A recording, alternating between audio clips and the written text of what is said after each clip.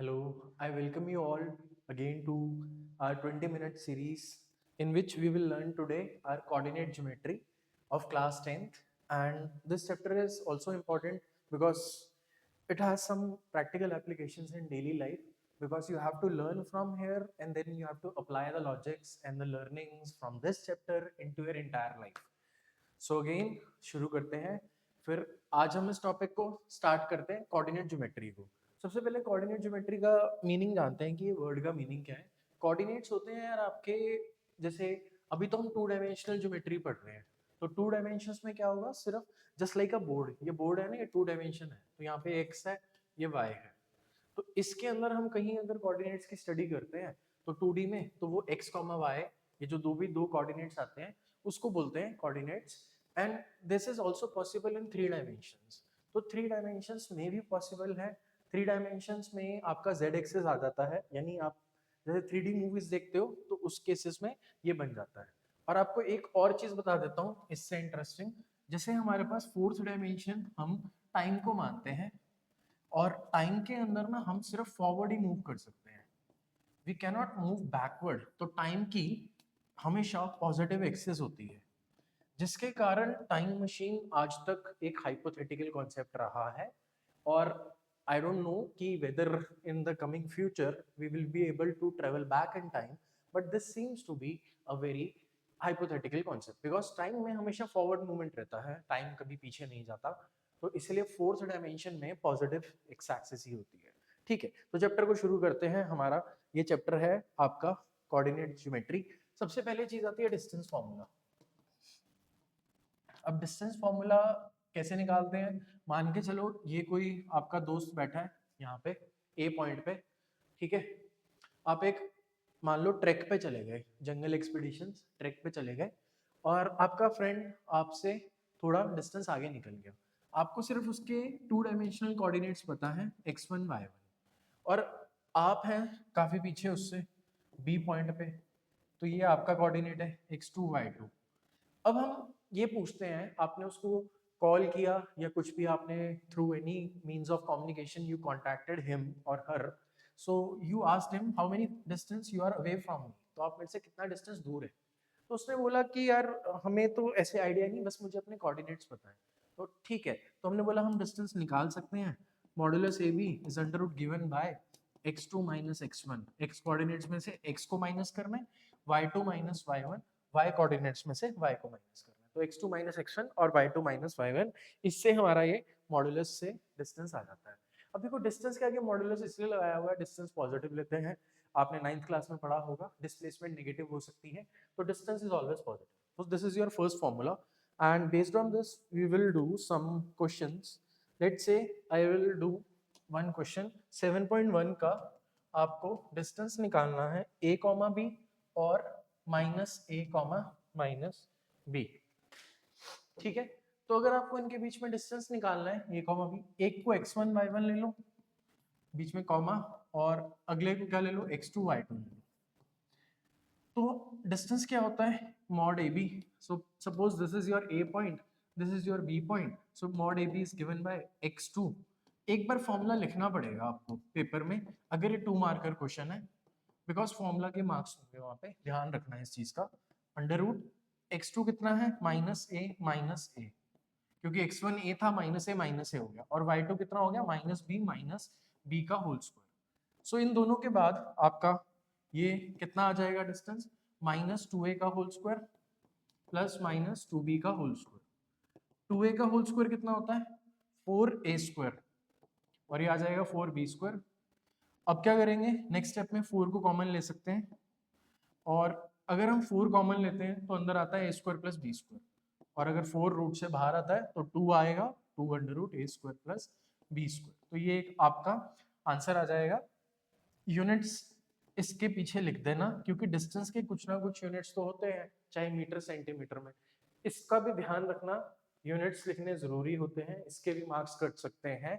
कब कटते हैं, जब आप पूरा स्कोर कर रहे हो, तो 80 आउट ऑफ 80 जब आते हैं आपके, ठीक है, तो वहां पे आधा नंबर कट करने के लिए या कुछ ऐसे कटिंग करने के लिए आपके ये मार्क्स ऐसे काटे जाते हैं। अब फुल क्यों नहीं देते, अब पूरे पैन इंडिया में सीबीएसई का पेपर होगा, सभी को फुल दे दिया, तो जिसने एग्जामिनर ने क्वेश्चन बनाया है, क्वेश्चन पेपर सेट किया है, उस पे ऑब्जेक्शंस हो जाते हैं कि why you have created such a easy paper. So that is why in order to make students fall from 80 to 79, 79.5, they deduct marks from these silly mistakes. So be careful and be vigilant. आगे इसमें और देखेंगे. Second point आता है एक और, जैसे question है, ये जो केस स्टडी वाले क्वेश्चन है ना, ये फिफ्थ क्वेश्चन है. क्लासरूम में 4 पॉइंट्स में बंदे बैठे हुए हैं, ए बी सी डी. ठीक है, ये कर लेते हैं क्वेश्चन. ए के कोऑर्डिनेट्स जैसे 3 4 आ गया, बी के कोऑर्डिनेट्स आपके आगे 6,7 रैंडमली इन्होंने दिए भी हुए हैं, सी के कोऑर्डिनेट्स है 9,4 और डी के कोऑर्डिनेट्स आपके आ जाएंगे 6,1. तो अब ये क्या करेंगे, आपसे पूछ लेंगे कि डिस्टेंस बता दो और सबके बीच में क्या क्या है, और क्या A B C D square है, कुछ भी. अगर डिस्टेंस सब में सेम होता है ना, ए बी बराबर है बी सी के, बी सी बराबर है सी डी के, सी डी इसके बराबर, तो वो स्क्वायर हो जाएगा. अगर ऑपोजिट साइड्स बराबर है, ये नहीं बराबर, ये आपस में बराबर है, तो वो रेक्टेंगल हो जाएगा. सो इस केस में आप ऐसे निकाल सकते हो. ठीक है, इसके बाद एक और क्वेश्चन आता है, 7th क्वेश्चन है इसी में, मैं क्वेश्चन भी लिखता हूं. It states find the point on x axis. आपको पॉइंट निकालना है एक्स एक्सिस के ऊपर विच इज इक्विडिस्टेंट फ्रॉम, दो पॉइंट्स दिए हैं 2, -5 और बी है -2, 9. ठीक है, तो आपको पॉइंट कहाँ निकालना है, एक्स एक्सिस पे. ठीक, तो मान लो ये आपका एक्स एक्सिस पे पॉइंट है, एक्स एक्सिस पे हमेशा y 0 रहेगा, इसका ध्यान रखना है. तो ये x, 0 है. अब बोला है कि ये पॉइंट दोनों पॉइंट से बराबर दूरी पे है, यानी इतनी दूरी और ये दूरी दोनों बराबर है. समहाउ बनी नहीं तो बना लेना आप ये डिस्टेंस बराबर. तो अगर मैं इस पॉइंट को P बोल दूं, तो हमें क्या लगाना होगा, एक condition, distance PA is equal to distance PB. बस हमें ये देखना होगा, distance PA is equal to distance PB. PA के लिए फॉर्मूला लगा दो, अंडर रूट में x -2 का whole square plus 0 minus of -5 का होल स्क्वायर. अब PB में करेंगे x minus of -2 that is +2. सो ये आ जाएगा x +2 का होल स्क्वायर प्लस 0 -9 का होल स्क्वायर. ठीक, अब इसको सॉल्व करते हैं तो ये बनाता है आपके पास, SBS कर देना, स्क्वेयरिंग बोथ साइड्स बोलते हैं इसको, शॉर्ट फॉर्म में इसको SBS बोलते हैं. अगर हम स्क्वेयरिंग करते हैं ना, तो रूट से रूट कैंसल आउट हो जाता है.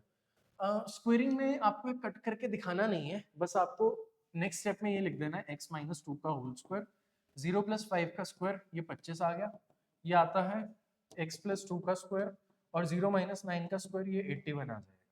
क्लियर. अब इसको सॉल्व करते हैं फर्दर, a - b का whole square, a square plus b square minus 4ab, यानी 2ab, 4x आ रहा है यहाँ पे 25, x square plus 4 plus 4x plus 81.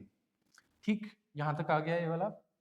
अब इसके बाद क्या किया जाएगा आपके पास, देखो जो जो लाइक टर्म्स है ना, उनको ऐसे ही कट कर दिया करो, जैसे कि ये एक्स स्क्वायर और ये एक्स स्क्वायर कट जाएगा, 4 और 4 कट जाएगा. ठीक है, इस 4x को इधर ले आओ तो -8x, और ये बनेगा 81 - 25. ठीक है, 56 आता है, 81 - 25 और -8x is 56. So x comes out to be 56 by -8 - 7. तो आपका पॉइंट आ गया -7,0. लास्ट में एक गलती और करते हैं बच्चे, ये नहीं लिखते पॉइंट जो आपने मार्क किया था ना, P पॉइंट, वो था x, 0. So it becomes -7,0. ये बन जाएगा -7,0. सो चेक कर लेना, आई थिंक यही आंसर होगा. मैं भी एक बार देख लेता हूँ. एक्सरसाइज 7.1 का 7th क्वेश्चन, 7.1 7th क्वेश्चन. ठीक है, -7,0 करेक्ट आंसर है इसका. ठीक, तो ये आपकी फर्स्ट एक्सरसाइज में ऐसे क्वेश्चंस थे. एक दो और देख लेते हैं. चलो आपके लिए 10th कर देते हैं हम क्वेश्चन, एनसीईआरटी का ही है 10th क्वेश्चन. वो बोलते हैं find a relation between x and y such that x, y, ये एक पॉइंट है, ये इक्विडिस्टेंट है दो पॉइंट से. यही बना लो इनका डिस्टेंस, ये डिस्टेंस और ये डिस्टेंस दोनों बराबर होंगे.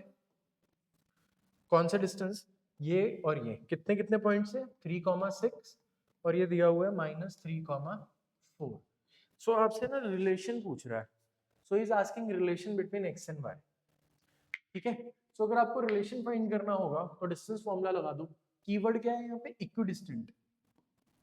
Equidistant. This point is equidistant.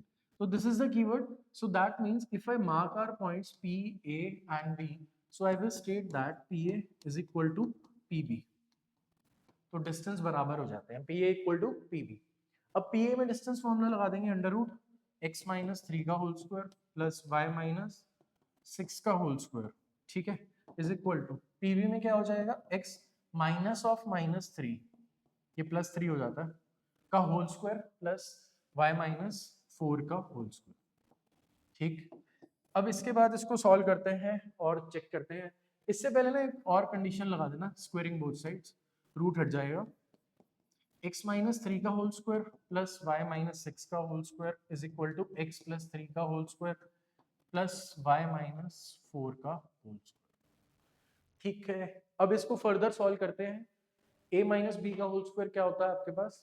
a square plus b square, यानी 3 का square 9 minus 2ab minus 6x plus y square plus 36 minus 12y, ठीक, इज इक्वल टू ये आ जाएगा x square plus 9 plus 6x, फिर सेम आ जाएगा y स्क्वायर, 4 का square 16 minus 8y. यहां तक आ गया हमारे पास. अब जो लाइक टर्म्स है ना उनको कट कर देते हैं. देखो एक्स स्क्वायर से ये आपका एक्स स्क्वायर कट जाएगा, ज्यादा ऊपर चले गया, ठीक है, वापस बुला लिया, ठीक है, तो एक्स स्क्वायर से एक्स स्क्वायर कट कर दिया, वाई स्क्वायर से वाई स्क्वायर भी कट कर दिया, और कुछ कैंसिल आउट होगा. 6x नहीं 9 36 प्लस 9 सम करते हैं 45 माइनस 6x माइनस 12y, ठीक है, और इधर को भी इधर बुला लो, minus 9 minus 6x minus 16 plus 8y equal to 0. सारा कुछ एक तरफ कर दिया हमने. माइनस 6x माइनस 6x ये हो जाएगा minus 12x minus 12y plus 8y minus 4y. अब बस न्यूमेरल्स बच रहे हैं, 16 9 25, तो 45 माइनस 25, तो ये आपके पास आ जाएगा 20 प्लस 20 इक्वल टू 0. ठीक है, माइनस वाली टर्म को दोनों को उधर ले जाओ, 12x plus 4y equal to 20. 4 common ले लेना, 3x प्लस y, 4 कॉमन लेंगे तो 25 था, 3x प्लस y इज 5. पर चेक कर लेते हैं, 3x प्लस y इज 5, ये क्वेश्चन का आंसर है. So this is your 7.1 question number 10. ठीक है, उसने बस आंसर में क्या दिया हुआ है, 3x plus y minus 5 equal to 0. So ये भी सही है, और इस 5 को अगर आप उधर शिफ्ट करोगे तो 3x plus y minus 5 equal to 0. So ये आपका सेकेंड हो गया. So distance formula I hope आपको समझ में आया होगा, जिसमें हम सिंबल एक डिस्टेंस फॉर्मूला लगाते हैं, x2 माइनस x1 का whole square plus y2 minus y1 का होल स्क्वायर. अब हम आएंगे नेक्स्ट टॉपिक पे, सेक्शन फॉर्मूला. तो सेक्शन फॉर्मूला अब समझ लेते हैं कि क्या चीज होती है आपके पास. ठीक है, सेक्शन फॉर्मूला देखो, इसको समझाने का एक बड़ा और ही तरीका ढूंढते हैं आपको. ये मेरी लोकेशन है जहां अभी मैं इंस्टीट्यूट में हूँ, ठीक, ये आपकी लोकेशन है जहां से आप अभी इस वीडियो को देख रहे हो. मैंने बोला कि आप किसी एक उचित दूरी पर, मतलब एक फिक्स्ड डिस्टेंस पर आ जाओ कहीं पे, जहां से आपका रेशियो मेरे से डिस्टेंस m है और वहां से आपका डिस्टेंस n है. फिर मैंने आपको सिर्फ ये बता दिया कि आप यहाँ आ जाओ, बट मैंने एग्जैक्ट कोऑर्डिनेट्स नहीं बताए. तो जब भी मुझे एग्जैक्ट कोऑर्डिनेट्स चाहिए आपके, तो उसके लिए मैं ये सेक्शन फॉर्मूला यूज करने जाऊंगा. समझ गए? ये मेरी लोकेशन है जहाँ से मैं वीडियो शूट कर रहा हूँ, इंस्टीट्यूट में हूँ. ये जो आपकी लोकेशन है जहाँ से भी आप इसको देख रहे हैं, ठीक, और ये वो लोकेशन है जहाँ पे हमारी कोई इन बिटवीन होगी. मान लो चंडीगढ़ के अंदर शूटिंग है, तो चंडीगढ़ के अंदर का एक बच्चा देख रहा है, तो उसको बोला 17 सेक्टर आ जाओ. ओके, तो हमें उसके कोऑर्डिनेट्स नहीं बता, लेकिन मैं यहाँ से उसके दोनों डिस्टेंस बता सकता हूँ कि कितने कितने रहेंगे. सो उसने फिर क्या बोला कि सर कोऑर्डिनेट्स भी बता दो. तो मैंने कहा ठीक है. तो हमने बोला कि x1 y1 ये कोऑर्डिनेट्स इसके हैं, फिक्स्ड हैं, जो x2 y2 ये जो हैं वो फिक्स्ड हैं, आपके और मेरे कोऑर्डिनेट्स. तो p के कोऑर्डिनेट्स कैसे निकलते हैं? तो उस पर फिर एक बात छिड़ी कि इन कोऑर्डिनेट्स को क्रॉस में मल्टीप्लाई करना है, mx2 plus nx1 over m plus n, comma my2 plus ny1 over m plus n। अब याद करने वाला मेथड समझाता हूँ इसका। रेशियो में डिवाइड में हमेशा m प्लस n रहेगा, रेशियोज का सम रहेगा। अब यार ये x कोऑर्डिनेट है पहले वाला, ठीक है, तो आपको क्रॉस में मल्टीप्लाई करना है, x ही आएंगे यहाँ पे दोनों, यानी x2 आएगा और यहाँ x1 आएगा। राइट वाला कौन सा है, y कोऑर्डिनेट है, तो उसमें y और y आएगा, ठीक है। ये दो चीजों का ध्यान रखना है। फॉर्मूला आपका तैयार हो गया। इसके बेस पे हमारे पास क्वेश्चंस देखे जाएंगे। लेट से मैं आपको पहले फर्स्ट ही क्वेश्चन करा देता हूँ इसका, क्योंकि वो बेस बना रहे हैं हम अभी। Find the coordinates of a point with join of this and this, ठीक है। तो ज्वाइन कितना किया, -17 और 4, -3 को ज्वाइन किया, और रेशियो क्या दे रहा है वो, आपके पास 2:3 की रेशियो दे रहा है। इसके कोऑर्डिनेट्स आपको फाइंड करने हैं पी के। तो पी के कोऑर्डिनेट्स फाइंड करने के लिए आप क्या लगाएंगे, सेक्शन फॉर्मूला लगा दो, 2 × 4 प्लस 3 × -1 ओवर 2 + 3, 2 × -3 प्लस 3 × 7 ओवर 2 + 3, ठीक। सो ये आंसर आ जाएगा सॉल्व करके, 8 - 3 5, 5/5 दैट्स 1, एंड -6 + 21 15/5 दैट्स 3। तो ये आपका आंसर आ जाएगा यार 1,3, ठीक है। अब इसमें ना एक ट्राई सेक्शन का क्वेश्चन आता है जो मैं आपको समझाना चाहूंगा। ट्राई सेक्शन बहुत इंपॉर्टेंट है, ठीक है। उस क्वेश्चन को अब देखते हैं कैसे करना है, ये तो इजी था। अब बोलता है find the coordinates of points of try section. एक लाइन होगी, उसके 4, -1 है, और दूसरा उसका एंड है -2, -3, ठीक है। वैसे तो आप इस लाइन को स्ट्रेट बनाते हो, अगर ये प्रैक्टिकली आपसे पूछे ना कैसी है लाइन, तो यार ये माइनस कोऑर्डिनेट्स कहाँ आते हैं, दोनों यहाँ आ जाएगा, -2 -3, ठीक है। और ये x का 4 है, y का नेगेटिव है, x का पॉजिटिव, y का नेगेटिव, तो इधर के इधर आएगा 4, -1। थोड़ी सी ये -3 पे है, -1 पे, तो कुछ ही इंक्लिनेशन पे ऐसे लाइन होगी। हर बार ये लाइन सीधी नहीं बनानी होती, एक्चुअली में कई बार टेढ़ी भी हो सकती है। सो बस अब इसके पॉइंट्स ऑफ ट्राई सेक्शन निकालते हैं। ट्राई सेक्शन के लिए क्या करना होता है, 3 हिस्सों में बांटना है बराबर बराबर। पहला हिस्सा, ये दूसरा हिस्सा, और ऑटोमेटिकली वो थर्ड हिस्सा हो ही जाएगा, ठीक है। तो ट्राई सेक्शन में आपके पास 3 हिस्से आ जाते हैं। तो अगर हम इसको 1 पार्ट लें, ये रेशियो को 1 लें, ये 1 पार्ट है। देखो ट्राई सेक्शन 3 आधे आधे 3 सेक्शंस बराबर के करने हैं, ये भी 1 पार्ट होगा, ये भी आपका 1 पार्ट होगा, तीनों 1 पार्ट है। तो अगर मैं इस रेशियो पे स्टैंड करता हूँ ऊपर जाके, तो ये 1 है, इसके राइट में कितने भाग हैं, 2 भाग हैं, तो 1:2 का कोऑर्डिनेट लगा दूं इस वाले पॉइंट पे, तो मुझे ये कोऑर्डिनेट आ जाएगा, ठीक है। तो लगा के चेक कर लेते हैं, पी कोऑर्डिनेट इसको मैं बोल देता हूँ। तो पी की स्टडी जब करी, तो 1 × -2 प्लस 2 × 4 ओवर 1 + 2, 1 × -3 प्लस 2 × -1 ओवर 1 + 2, ये आ गया।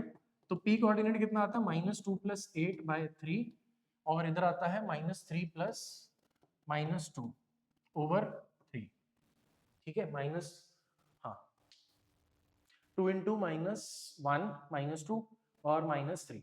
तो इसको सॉल्व कर लेते हैं फाइनली।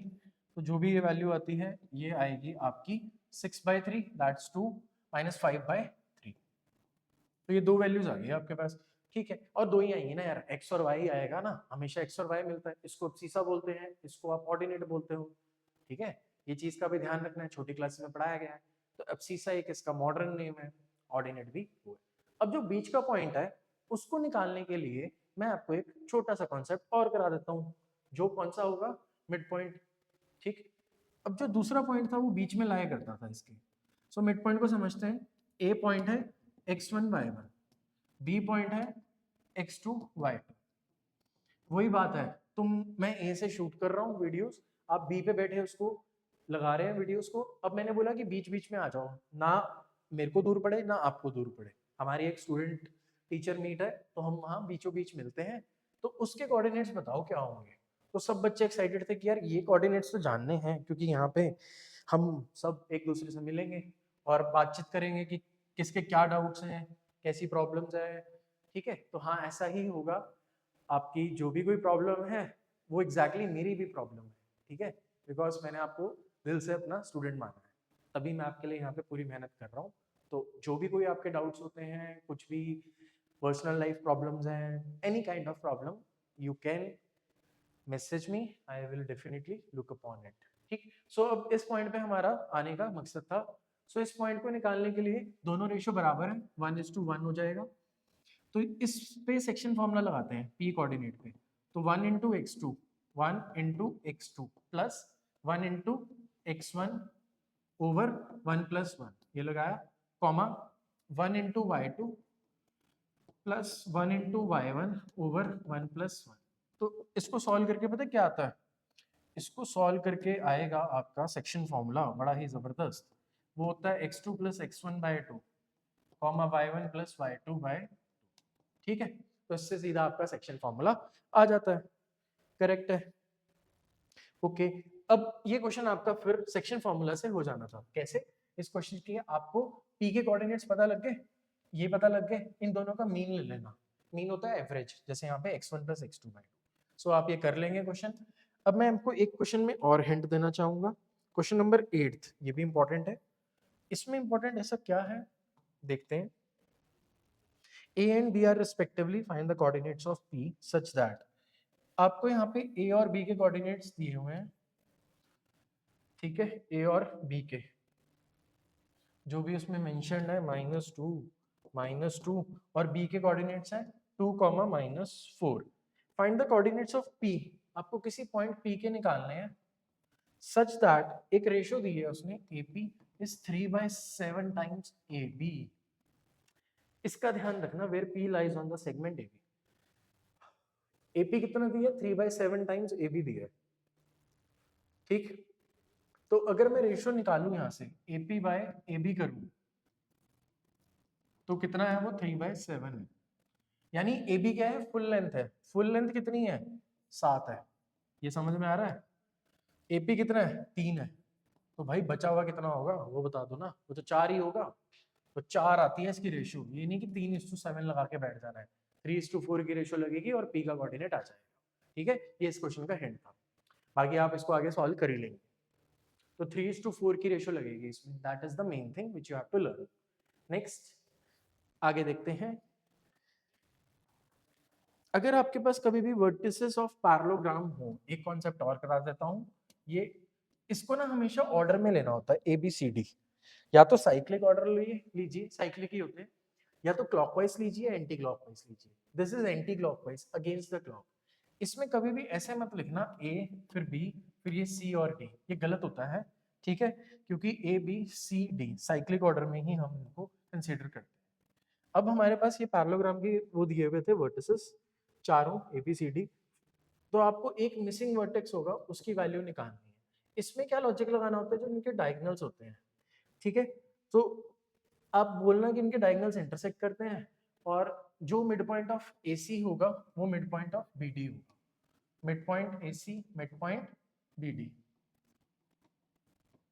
ठीक, तो ये दोनों आपके मिड पॉइंट्स होंगे, इन दोनों को कंपेयर कर देना और आपका वहां से आंसर आ जाएगा। यानी if this is the mid point of BD, x1 plus x2/2 is equal comma y1 plus y2/2 is equal to this.